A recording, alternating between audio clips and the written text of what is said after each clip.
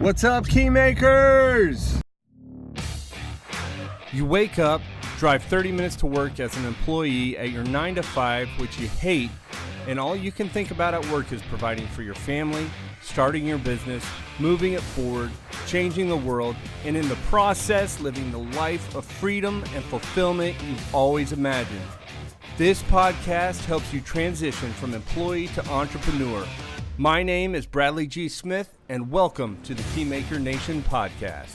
So it's Friday, and I'm driving home a little early today. It's raining outside.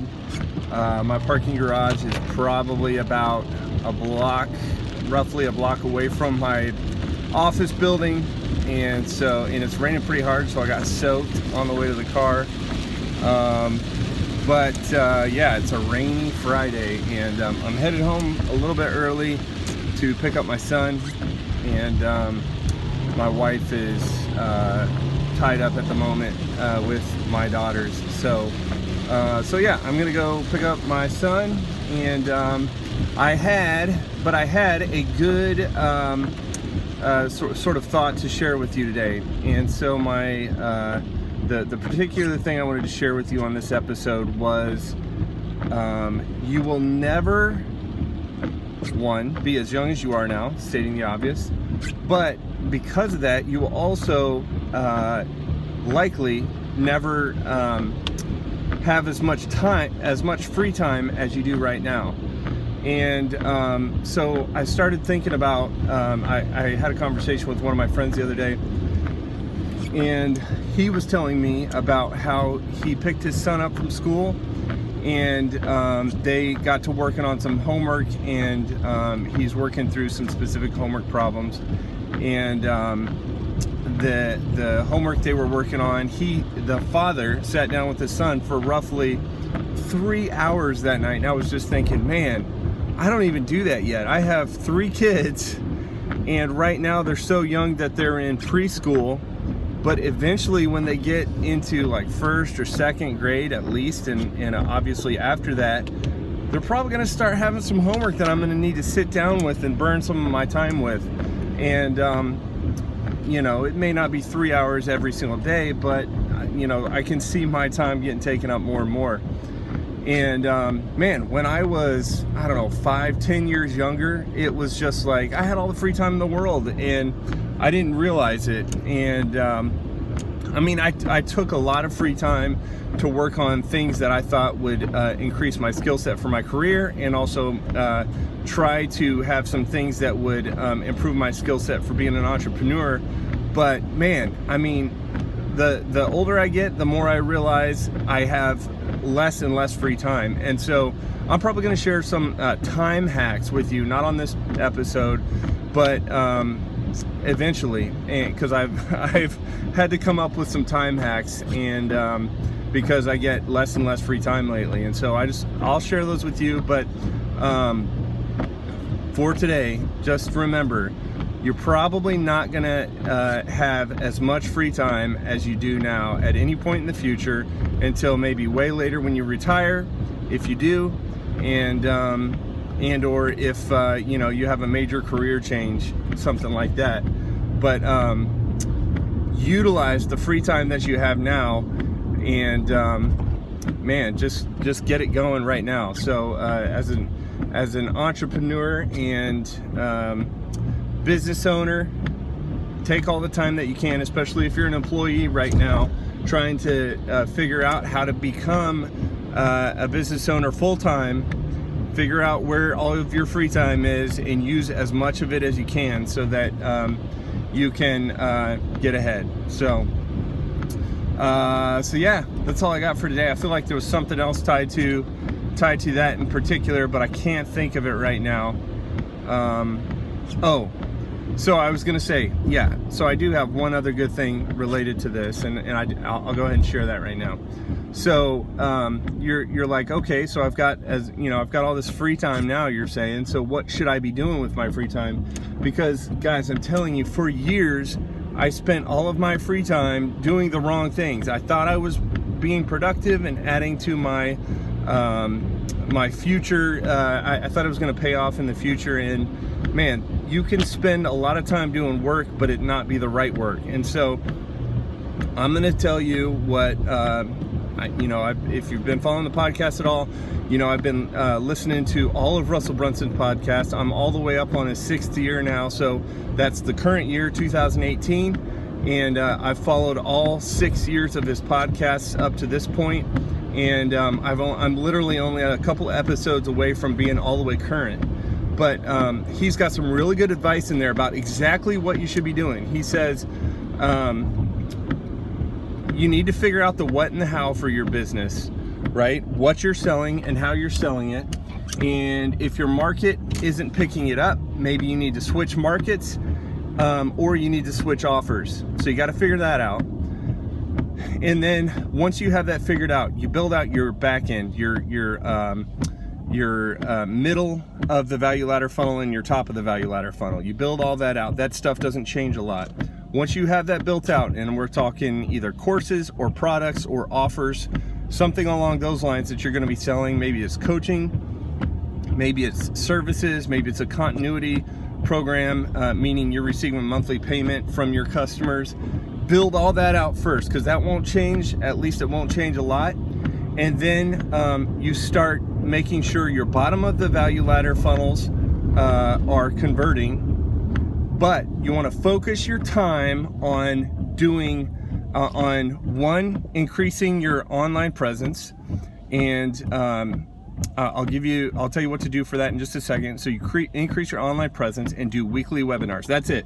So weekly webinars for a year until you finally figure out exactly how to present your offer to your target market, and until you learn how to obliterate all the objections that would come up for your particular offer. You do webinars around that, and until you've got it locked solid, and then you turn it into an auto webinar. Don't just do it one time, because you can do it one time if you want, but you're not going to figure out what all the objections that your target market's going to have, and you're not going to have good answers for them, so you won't convert as much as you want to convert. So he says, if you have all that figured out and you execute on that, I'm telling you what Russell Brunson says, somebody who has multiple 7-figure businesses and who has created a $100 million business with ClickFunnels. He says, within 1 year, if you do it correctly, 12 months, you should be able to generate $1 million in your business if you follow those steps right there. So I basically gave you sort of what you should be executing on, and that will be different depending on what your business is, and making sure that you're not creating an offer that everybody else has. You're basically out of what we call a red ocean, or where everybody is competing at. Instead, you're in a blue ocean where you're complementing anybody else in your particular niche. And in other words, you're offering something that the market wants, but you're not you're not directly competing with a particular competitor in your market. And then in order to increase your online presence, I've been observing sort of what Russell has done over the last 6 years, and he has sort of grown it over time. But what it consists of is getting on every day, doing a Facebook Live. And now I'm not doing a Facebook Live yet, but I will be soon. I've been trying to get all my podcast stuff up and out into the world. I just finished a funnel, and I'll be working more and more on that. But you do a Facebook Live every single day. The Facebook Live could be simple. It doesn't have to be a long Facebook Live. It could be 5 minutes or less. It could be a little bit longer than 5 minutes, maybe 15 minutes, whatever's comfortable for you, that's actually giving value to your market. And every day you will do a Facebook Live. You'll do ads to it. You'll do Facebook ads to your Facebook Live. Put $5 on it. And eventually, one of those, if you're sort of got your finger on the pulse for your target market and you're sharing the message, then eventually, like say 1 out of every 30 of your messages will get shared in sort of a viral manner, and you'll get more shares than what you paid for, basically. And if you do that over a year's time, you'll get, he says, roughly 10,000 visitors. And so that's with Facebook Live. But then you take the videos that you used and put on Facebook Live, and you create a podcast out of them. You could put the audio for the podcast on iTunes. You can put the audio and video on YouTube, and you can customize for both platforms the content that's in the iTunes episode or the content that's in the YouTube description. So that's it. And when you do that, you're hitting Facebook, iTunes, and YouTube all at once. And you can hit other platforms as necessary, like Instagram is a really big one right now. But yeah, consider that, guys. I know this is late 2018, so some of those strategies might slightly change over time, but that's a pretty good strategy. $5 a day, that's $150 a month. I mean, not a lot of money. If you're doing the right thing and you're keeping your finger on the pulse for your target market, then you know some of your messages are going to stick.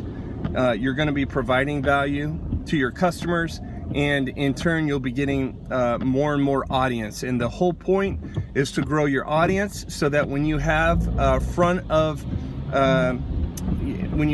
end funnels or what we call bottom of the value ladder funnels, then they'll be easy to sell to your audience, and eventually, because your email structures will be set up correctly, you'll be ascending the relationship and taking those people who have purchased from you who are getting bottom of the value ladder funnels, and you'll ascend them up to your middle of the value ladder funnels and your top of the value ladder funnels, generally meaning that those are products from you that you charge more for and that they get more value for. So man, that's it. That's everything in a nutshell, probably, that I've learned in the last few months listening to Russell's 6 years of podcasts. But guys, you will never have as much free time as you do now. Consider it, think about it, let me know your thoughts. All right, guys, that's all I got for today, and I will talk to you guys in the next episode. Hey guys, don't forget to join me in the Keymaker Nation private Facebook group. If you're listening to the podcast via iTunes, please rate and review. And if you're listening via YouTube, don't forget to thumbs up and subscribe. And as always, thanks for listening.